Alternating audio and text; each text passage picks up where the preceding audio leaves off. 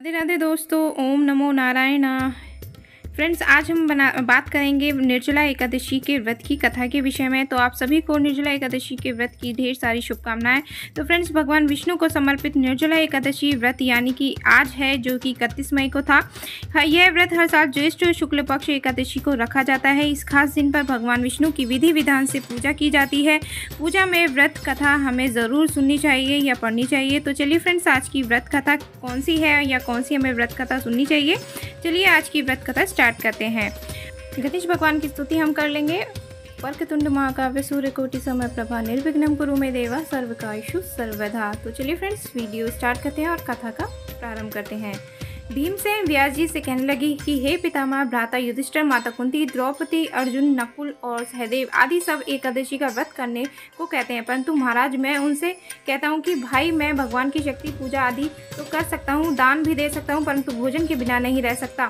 इस पर व्यास जी कहने लगे कि हे भीमसेन, यदि तुम नरक को बुरा और स्वर्ग को अच्छा समझते हो तो प्रति मास की दोनों एकादशियों को अन्न मत खाया करो। भीम कहने लगे कि हे पितामह, मैं तो पहले ही कह चुका हूँ कि मैं भूख सहन नहीं कर सकता। यदि वर्ष भर में कोई एक व्रत हो तो वह मैं रख सकता हूँ, क्योंकि मेरे पेट में व्रत नाम वाली अग्नि है, तो मैं भोजन के बिना नहीं रह सकता। भोजन करने से वह शांत रहती है, इसलिए पूरा उपवास तो क्या एक समय भी बिना भोजन के रहना कठिन है। अतः आप मुझे कोई ऐसा व्रत बताइए जो वर्ष में केवल एक बार ही करना पड़े और मुझे स्वर्ग की प्राप्ति हो जाए। श्री व्यास जी कहने लगे कि हे पुत्र, बड़े बड़े ऋषियों ने बहुत शास्त्र आदि बनाए हैं, जिनसे बिना धन के थोड़े परिश्रम से ही स्वर्ग की प्राप्ति हो सकती है। इसी प्रकार शास्त्रों में दोनों पक्षों की एकादशी का व्रत मुक्ति के लिए रखा जाता है। व्यास जी के वचन सुनकर भीमसेन नरक में जाने के नाम से भयभीत हो गए और कांपकर कहने लगे कि अब मैं क्या करूं? मास में 2 व्रत तो मैं नहीं कर सकता, हाँ वर्ष में 1 व्रत का प्रयत्न अवश्य कर सकता हूँ। अतः वर्ष में 1 दिन व्रत करने से यदि मेरी मुक्ति हो जाए तो ऐसा कोई व्रत बताइए। यह सुनकर व्यास जी कहने लगे कि वृषभ और मिथुन की संक्रांति के बीच ज्येष्ठ मास के शुक्ल पक्ष की जो एकादशी आती है उसका नाम निर्जला है। तुम उस पर एकादशी का व्रत करो और इस एकादशी के व्रत में स्नान और आचमन के सिवा जल वर्जित है। आचमन में 6 मासे से अधिक जल नहीं होना चाहिए, अन्यथा वह मद्यपान के सदृश हो जाता है। इसलिए इस दिन भोजन नहीं करना चाहिए, क्योंकि भोजन करने से यह व्रत नष्ट हो जाता है।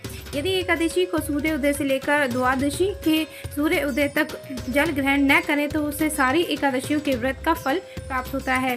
द्वादशी को सूर्योदय से पहले उठकर स्नान आदि करके ब्राह्मणों को दान आदि देना चाहिए। इसके पश्चात भूखे और सतपात ब्राह्मण को भोजन कराकर फिर आप भोजन कर लेना चाहिए। इसका फल पूरे 1 वर्ष की संपूर्ण एकादशियों के बराबर होता है। व्यास जी के कहने लगे कि हे भीमसेन, यह मुझको स्वयं भगवान ने बताया है। एकादशी का पुण्य समस्त तीर्थों और दानों से अधिक है। केवल एक ही दिन मनुष्य निर्जल रहने से पापों से मुक्त हो जाता है। जो मनुष्य निर्जला एकादशी का व्रत करते हैं उनकी मृत्यु के समय यमदूत आकर नहीं गिरते, वरन भगवान के पार्षद उसे पुष्पक विमान में बैठाकर स्वर्ग को ले जाते हैं। अतः संसार में सबसे श्रेष्ठ निर्जला एकादशी का व्रत है, इसलिए यत्न के साथ इस व्रत को करना चाहिए। उस दिन ओम नमो भगवते वासुदेवाय का मंत्र का उच्चारण करना चाहिए और गोदान करना चाहिए। इस प्रकार व्यास जी की आज्ञा अनुसार भीमसेन ने इस व्रत को किया, इसलिए इस एकादशी को भीमसेनी या पांडव एकादशी भी कहते हैं। निर्जला व्रत करने से पूर्व भगवान से प्रार्थना करें कि हे भगवान, आज मैं निर्जला व्रत करता हूँ, दूसरे दिन भोजन करूँगा, मैं इस व्रत को श्रद्धापूर्वक करूँगा, अतः आपकी कृपा से मेरे सब पाप नष्ट हो जाएं। इस दिन जल से भरा हुआ एक घड़ा वस्त्र से ढककर स्वर्ण सहित दान करना चाहिए। जो मनुष्य इस व्रत को करते हैं उनको करोड़ों पल सोने के दान के बराबर फल मिलता है, और जो इस दिन यज्ञ आदि करते हैं उनका फल तो वर्णन ही नहीं किया जा सकता। इस एकादशी के व्रत में मनुष्य विष्णुलोक को प्राप्त होता है। तो मनुष्य इस दिन अन्न खाते हैं वह चंडाल के समान है, वे अंत में नरक में जाते हैं। जिसने निर्जला एकादशी का व्रत किया है वह चाहे ब्रह्म हत्यारा हो या मद्यपान करता हो, चोरी हो या गुरु के साथ द्वेष किया गया हो, मगर इस व्रत के प्रभाव से स्वर्ग को जाता है। हे कुंती पुत्र, जो पुरुष या स्त्री श्रद्धापूर्वक इस व्रत को करते हैं उन्हें अग्रलिखित कर्म करना चाहिए। प्रथम भगवान का पूजन, फिर गोदान, ब्राह्मणों को मिष्ठान व दक्षिणा देनी चाहिए तथा जल से भरे कलश का दान अवश्य करना चाहिए। निर्जला के दिन अन्न, वस्त्र, उपहार आदि का दान भी करना चाहिए।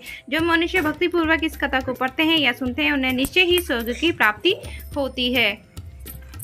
तो फ्रेंड्स ये थी निर्जला एकादशी के व्रत की कथा। तो फ्रेंड्स अगर ये वीडियो आपको थोड़ी सी भी ज्ञानवर्धक लगी हो, थोड़ी सी भी यूज़फुल लगी हो तो मेरे चैनल को लाइक करना, मेरे चैनल को सब्सक्राइब करना ना भूलें और मुझे कमेंट बॉक्स में ज़रूर ओम नमो नारायण ज़रूर लिखकर भेजें। तो चलिए फ्रेंड्स मिलते हैं अपनी एक और नई वीडियो के साथ। तब तक के लिए राधे राधे। ओम नमो भगवते नारायण।